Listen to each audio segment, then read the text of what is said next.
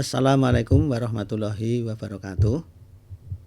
Innal hamdalillah nahmaduhu wa nasta'inuhu wa nastaghfiruh wa na'udzubillahi min syururi anfusina wa min sayyiati a'malina may yahdihillahu fala mudhillalah wa man yudhlil fala hadiyalah. Asyhadu an la ilaha illallah wa asyhadu anna Muhammadar Rasulullah. Allahumma shalli ala Muhammad wa ala alihi wa sahbihi ajmain. Qala Allahu ta'ala fil Qur'anil Karim, a'udzubillahi minasyaitonir rajim. Bismillahirrahmanirrahim. Ya ayyuhalladzina amanu ittaqullaha haqqa tuqatih wa la tamutunna illa wa antum muslimun. Para pemirsa yang dirahmati oleh Allah Subhanahu wa taala, mari kita panjatkan syukur kepada Allah Subhanahu wa taala bahwa pada kesempatan hari ini Allah memberikan kita bisa bertemu dalam rangka bersama-sama mempelajari firman Allah Subhanahu wa taala dan hadis Rasulullah SAW dengan tujuan meningkatkan iman dan takwa kita kepada Allah Subhanahu wa taala. Salawat dan salam semoga dicurahkan pada junjungan kita Nabi besar Muhammad sallallahu alaihi wasallam yang insya Allah besok di yaumul akhir kita mendapatkan syafaatnya. Para pemirsa yang insya Allah dimuliakan oleh Allah Subhanahu wa taala, dalam beberapa bulan terakhir kita mendengar bahkan ada yang mengalami atau ada saudara kita yang mengalami dan memberikan informasi kepada kita bahwa terjadi bencana banjir, tanah longsor, kemudian gunung yang mulai aktif kembali. Ada juga bencana kebakaran, kecelakaan baik di darat maupun di laut. Sebagai orang yang beriman, tentu kita harus pandai di dalam menyikapi ujian dan cobaan yang diberikan oleh Allah kepada kita. Satu sisi kita jadikan ujian dari Allah ini sebagai introspeksi diri kita. Mungkin masih ada kewajiban yang Allah berikan kepada kita, tetapi masih kita lalaikan. Ada juga mungkin kesalahan yang kita perbuat, masih banyak larangan-larangan Allah yang kita langgar.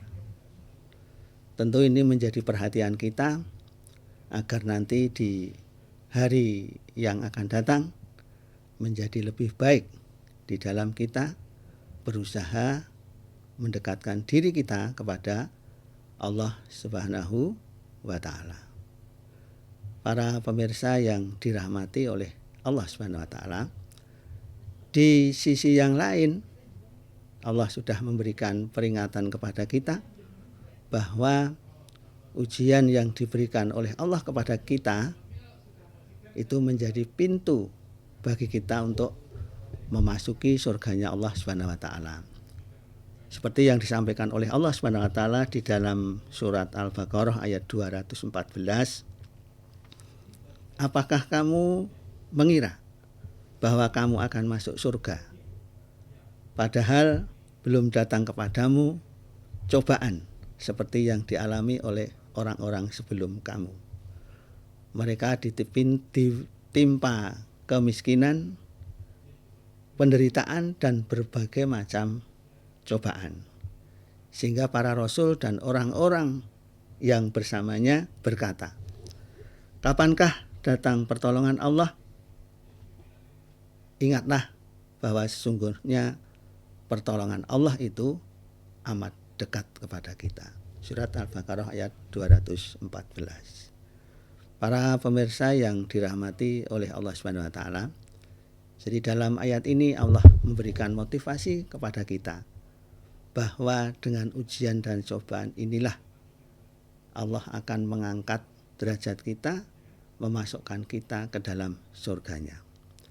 Artinya bahwa sebagai orang yang beriman, ujian dan cobaan ini menjadi sebuah kepastian. Karena dengan ujian dan cobaan itulah sebagai tanda kita orang yang beriman, kalau kita lolos dan kita akan dimasukkan dalam surganya Allah Subhanahu wa taala. Dan ini sudah dialami oleh para pendahulu kita.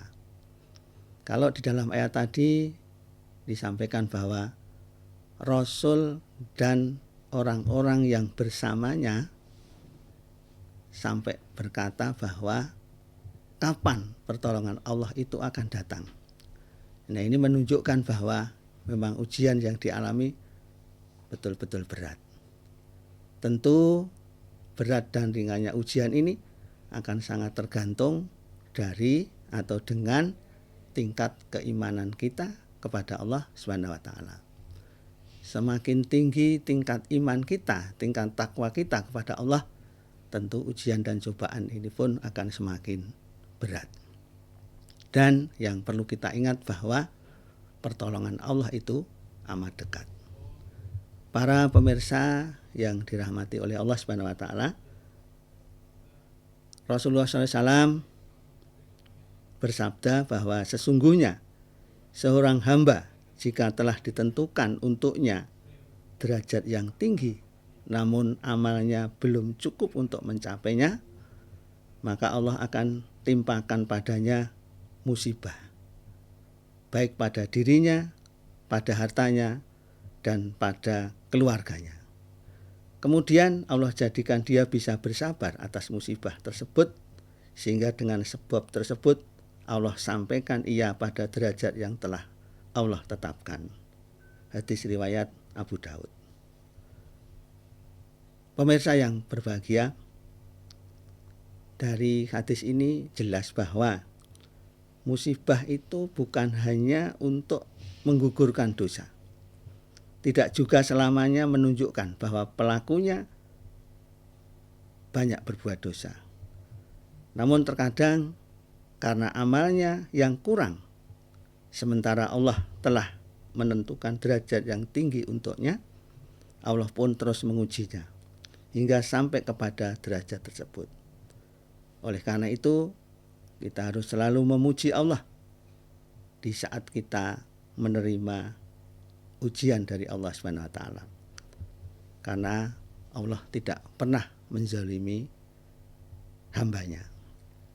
Demikian para pendengar yang berbahagia, mudah-mudahan dari firman Allah dan hadis Rasulullah ini akan menjadikan semangat bagi kita atau bisa ridho dengan ujian, cobaan yang Allah berikan kepada kita. Ada kurangnya dari saya dan ada benarnya semata-mata dari Allah Subhanahu wa taala. Selamat bertemu kembali dalam ilmu ataupun kajian selanjutnya di dalam channel yang sama. Assalamualaikum warahmatullahi wabarakatuh.